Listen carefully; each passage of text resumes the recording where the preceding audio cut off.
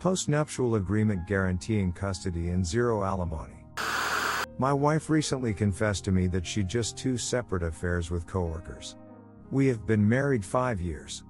I think I want to stay with her, but she has been unwilling to leave her job. I am the primary income earner, SW engineer for large aerospace company. She is an entry-level employee at a burger place. We have a 3-year-old son.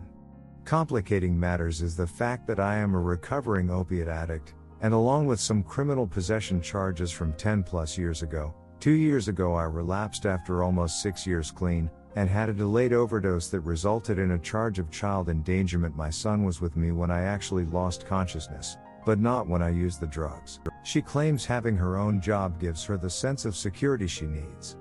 She worries that if I were to relapse again, she would be unable to leave with our son if she did not have her own source of income.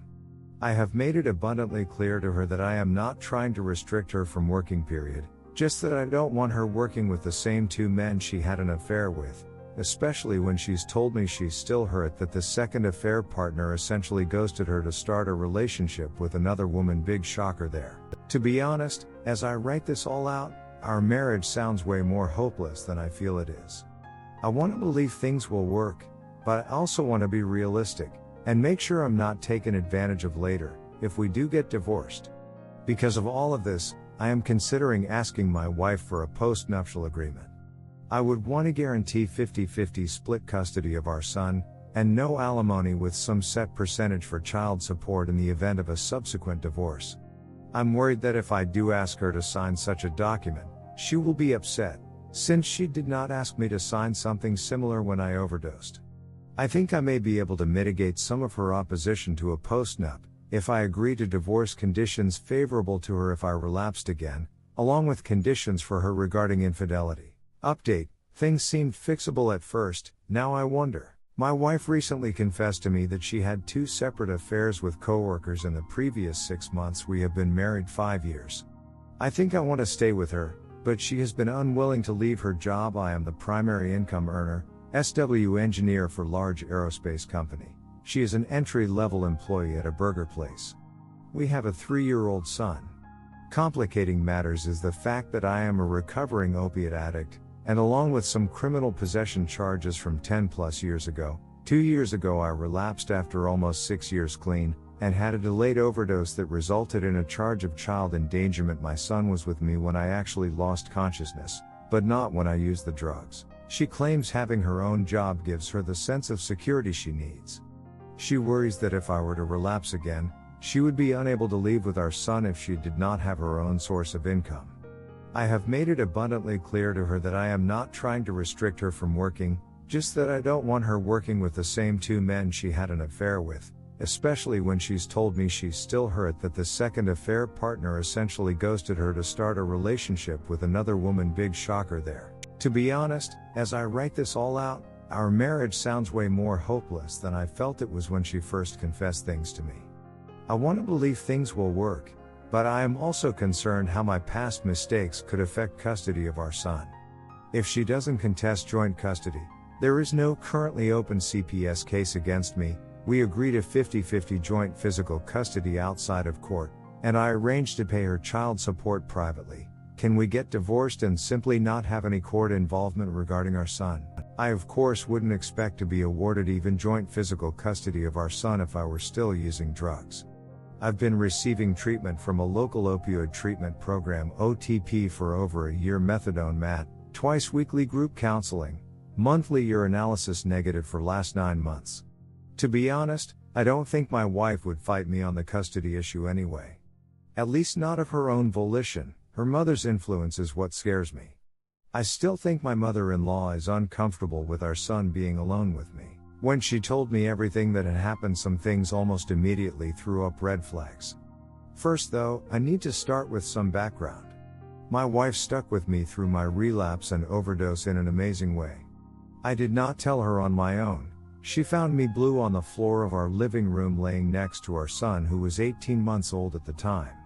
EMS and police showed up. Police figured out I was alone when I lost consciousness as stated above, and charged me with child endangerment. CPS upended our lives. At first either her or me to move out. She went to her mom's for 2 weeks, and moved back in as soon as CPS allowed. Fast forward 6 months later, she was proud of me that I was still sober, but frustrated, because in her view I wasn't changing how I was treating her aside from all of the lying, which I did stop.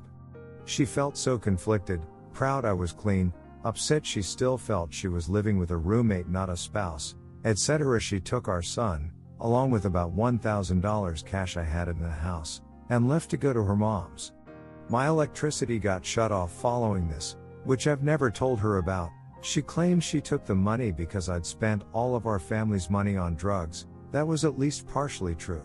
According to her, the first affair, which was with her boss, began about 1 month after she moved in with her mother, and she claims she was hopeless regarding our marriage, and thought it was already over. I put in major work following her moving out, figured out what she needed from a husband, and made significant changes to my life and how I treated her. She regularly came over and visited with our son during the period she was living at her mom's. She also spent at least 2 nights a week at our apartment with me. During this period, time was very infrequent, which I totally attributed to methadone's testosterone-esque effects on the male body. I of course now know the reason was much more likely she felt guilty when we had time, because it reminded her of what she was really doing to me. I do not know why the first affair ended, and I don't really care to. I'm much more concerned with how and when the second affair ended. I am also unaware if she was essentially doubly cheating on me and her first AP with her second AP. That second question I may consider asking her. Anyway, the first red flag. My wife claimed both affairs lasted about 2 months, and that both had been over for 2-3 months when she told me. This immediately became suspect later that night, when she freaked out because her period monitor app said she was 5 days late for her period. Side note, this caused me major anxiety for about 3 days until she did get her period, as we are both white and both APs are black. I am not racist, and was considering staying even if she was pregnant, but was super uncomfortable at the thought of raising a child that obviously wasn't mine. Anyway, the second affair obviously hadn't ended 2 months prior to her confession. If it had, she wouldn't have been worried about being pregnant, since we hadn't had time at all since her previous period. I confronted her, she acknowledged that she stretched the truth, and we moved on. Some minor things that annoyed me in the coming days. She felt it necessary to tell me for some reason that one of her APs had brought her to climax during vaginal intercourse, something that we've never achieved. It should be noted, however, that I have performed OAL for her during every time encounter starting from day 1. I believe it is essential both spouses feel as much pleasure as possible in the bedroom. I made sure she always had an orgasm, and was actually enjoying time. I have to say that one positive thing I'll definitely have gained from this marriage, regardless of what happens going forward, is the skill of cunning linguistics. She mentioned it as a joke, in the context of now knowing there wasn't something wrong with her. I'm fairly certain that because she was hugely into horseback riding, and was a cheerleader and gymnast growing up, that her pelvic muscles and vagina had been conditioned by non-estimal behavior before we met. To put it really bluntly, her vagina is not exceptionally tight, despite the fact that she was a virgin when we met. In her defense, this is simply her anatomy, further evidenced by the fact that she was in labor such a short time. She very nearly gave birth to our son in the ER waiting room. My point is, over and above healing from the infidelity, I now have to contend with estimally pleasing my wife when I cannot do something my wife's AP could do, probably because he has a bigger DCK than I do. And the other thing, my wife was way too relieved when she found out she wasn't pregnant. Almost like that was the only consequence she was worried about.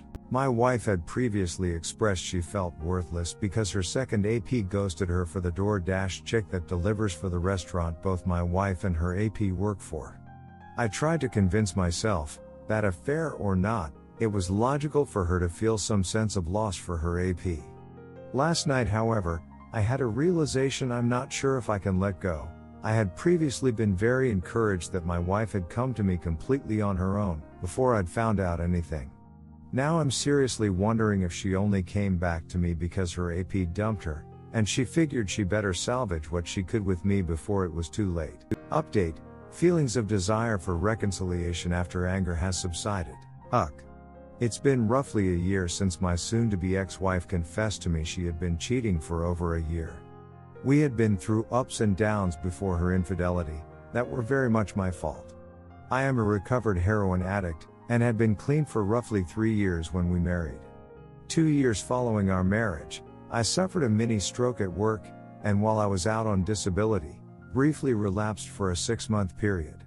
I quickly got clean, and we worked hard to rebuild the trust to keep our family together. My relapse occurred during our only son's first year of life. I get that I ducked up, but I worked very hard to regain my wife's trust. I bought drug tests that she could administer at any time, got into a methadone program, and have been clean for over 3 years, to the present date. To give some context that will be useful further on, I work for a major defense contractor, and pulled down a 6-figure income. A few months after I had gotten clean, my wife started to believe that too much had gone on for us to be able to reconcile. She very much kept this to herself, however, and did not share this with me until she confessed about the affairs months later. She briefly moved out to her mother's, claiming she needed time to gain perspective, and assured me it was not a permanent change. During this time, she started an affair with one of her coworkers at Five Guys Burgers. We worked hard on things, going to counseling, and she eventually agreed to move back in with me. I found out later that she had been dumped by her first affair partner roughly a month before she agreed to move back in with me. About 2 weeks before she actually moved back in, she began a relationship with a GM at Five Guys where she worked. He had lied to her, and in a very karmic representation of this whole situation, told her he was part of a polyamorous open marriage. That turned out to be a lie, and he eventually dumped her as well. I completely recognize that I stressed our marriage with my actions. However, it should be understood that my wife battles with severe depression and anxiety. For most of the first 2 years of our marriage, I worked 50 to 60 hours a week, and also took on at least 50% of the household duties, while my wife did not work at all. I'm not saying that excuses my actions, however, I would have hoped for support and understanding while I struggled with my addiction, in the same way I had supported her through her mental health issues. On to the current situation. We have a 3-year-old son, and my bid for primary custody looks very hopeful. As my life gets more separated from my ex's life, and we have less and less to disagree about, my brain has started to forget the bad times. I've had plenty of partners since we separated, and I'm currently polyamorous, dating 2 different women. I'm not wanting for time or intimacy in any way, yet as I have less and less of a reason to be angry with my ex, I've begun to want her back.